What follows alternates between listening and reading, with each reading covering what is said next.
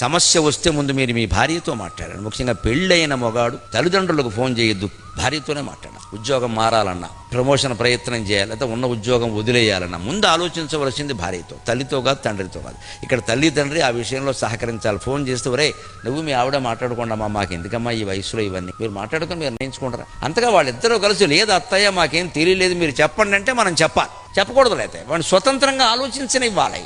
తల్లులకు తండ్రులకు నమస్కారం పెట్టుకోతున్నా, కానీ తల్లి మనస్తత్వం తండ్రి మనస్తత్వం ఎలా మా వాడికి ఏమిటో 40 ఏళ్ళు వచ్చినా కూడా నన్ను అడగకుండా ఏ పని చేయాలంటే దద్దమ్మ అని అర్థం. అమ్మ అలా చెప్పడానికి సిగ్గుపడాలి. గీత దాటాలి. 40 ఏళ్ళు వచ్చే వాడి గీత వాడు గీసుకోవాలి. ఇంకా మన గీతలు ఏమిటంటే ఇక్కడ మనకి యమధర్మరాజు గీసాడు గీత, వీఆర్ 82. ఇంకా పెత్తనం కావాలి. దీని పెత్తనం అనరు, మమక లేదండి అది పెత్తనం.